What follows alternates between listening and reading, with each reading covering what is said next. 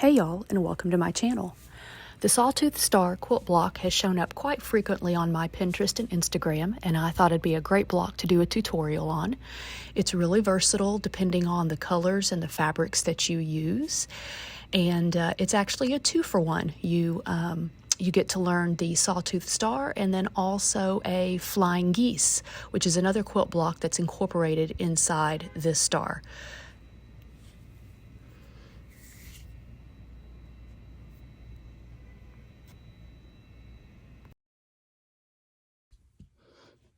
All right, so here's a Sawtooth Star block.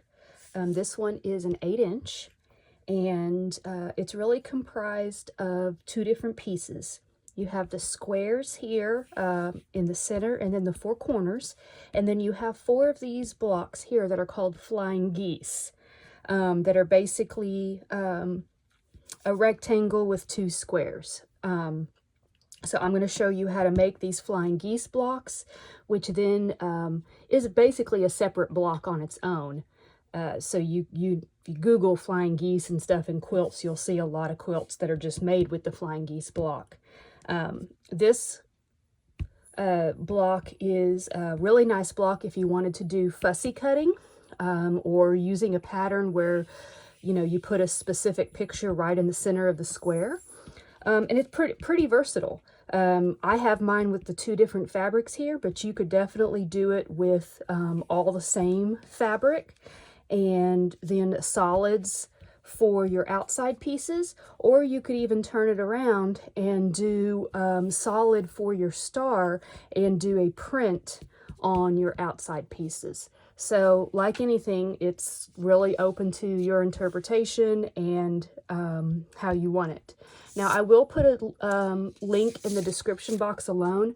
I actually am using this size cutting chart from Amy Smart over at Diary of a Quilter, and I'll put a link to this free printout because it'll show you, depending on the size of the block that you want to make, the sizes of the squares and the pieces that you need to cut. So again, I'm making an 8-inch block. So what you will need to make the block is your center square, which is 4.5, and that's for the center here. Then you will need your blocks for the corners, which are 2.5 inches, and those are for your corners, and you'll need 4 of those. Then to do your Flying Geese, I'm actually going to show you how to make 4 Flying Geese at a time.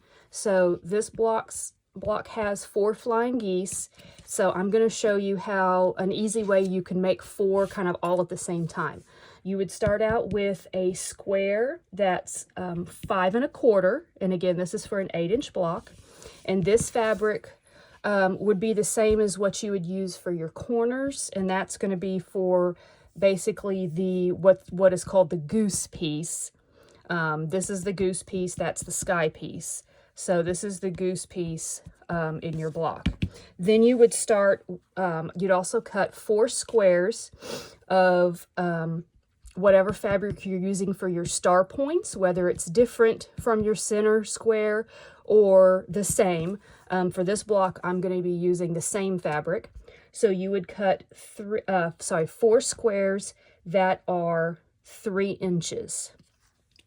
And the first thing we're going to do is we're going to take our 3-inch squares, and with a pencil or a water erasable marker, we are going to draw a line diagonally through each of your squares. Okay.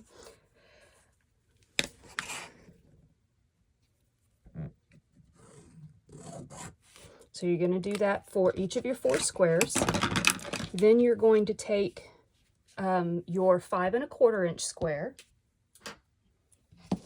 and you are going to place right sides together one of your 3-inch squares like this, and you can pin it like me if you want to. And then you'll take your other one and lay it on top. They should overlap right here in the center. Okay. Then from there, what you're going to do is you're going to sew 1/4 of an inch, which is your seam allowance, on the right side of the line and on the left side of the line. So you'll end up with 2 lines of stitching with the line that you marked right down the center. Okay, so I'm going to do that, and then I'll be back for the next step. All right, so I have it stitched on either side of the line there. So either with scissors or your rotary cutter, you want to cut on the line so you have 2 separate pieces. Okay, now you're going to want to press this.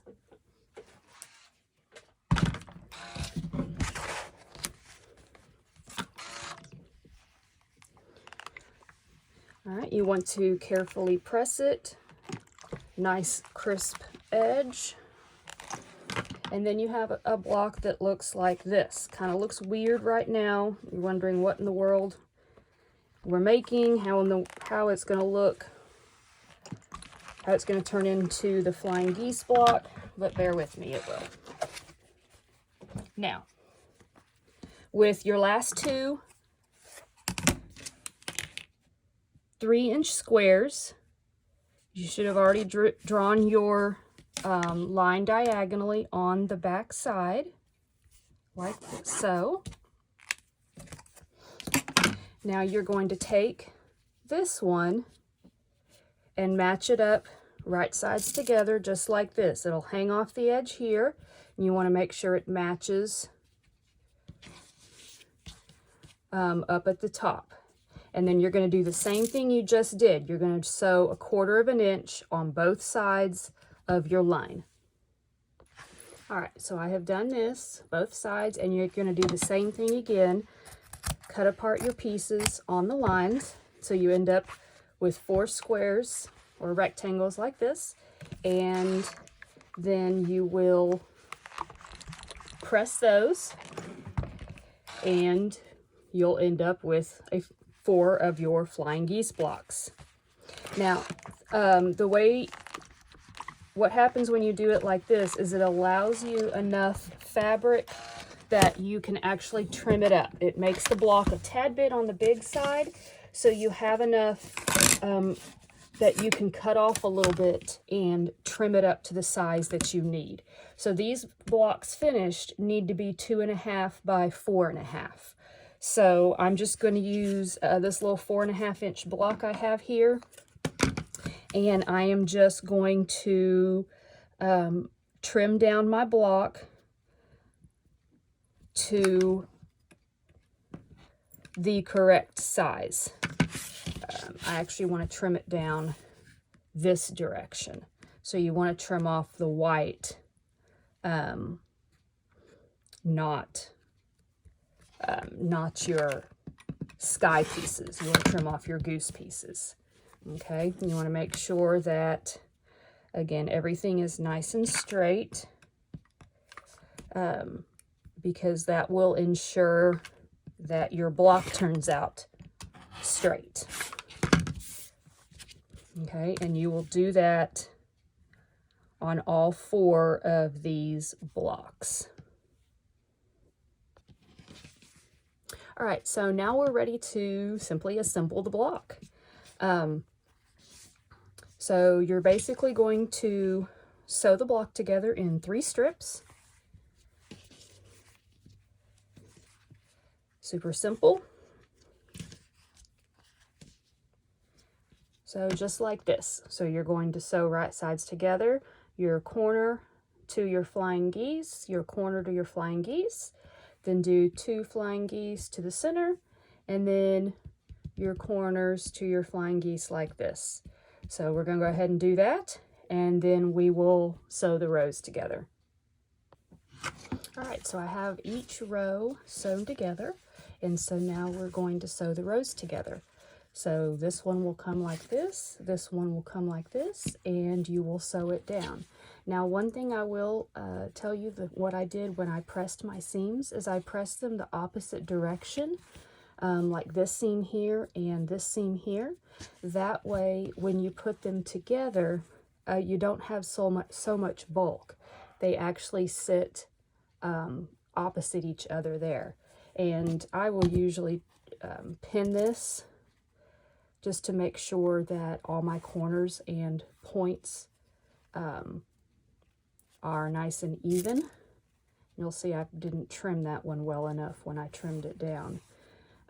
But you just want to make sure that everything is nice and even. You can always go back after the square is done and you know, trim it to make sure it is an actual 8 by 8 inch square. You do want to make sure that you get your points and everything matching. So you'll pin and sew that, and then pin and sew that, and then press those, and then your square will be done. Right, so now that I'm done stitching it, I am going to give it a good press. And as just a reminder, if you need help or some guidance on actually how to put the blocks together and make a quilt, do check out the entire Learn to Quilt series. It will teach you how to go from choosing your fabric and cutting your blocks to actually sewing the blocks together, quilting it, binding it, and everything that you need to know. So just make sure that you know, you give it a very good press. You should end up with an 8 inch square like this. And you can see just by your fabric choices how, you know, using all one fabric, using the 2 different fabrics, even flipping it again, doing your solids as your star, and prints as basically the sky around, how you can totally just change the look of this block. So pretty simple, easy block to make, no fancy stitching or cutting. So I hope you will enjoy making blocks like this. Try your hand, put together a small quilt. A block like this would even be perfect to make cute hot pads or a table runner or something like that. So I hope you'll have fun and happy quilting.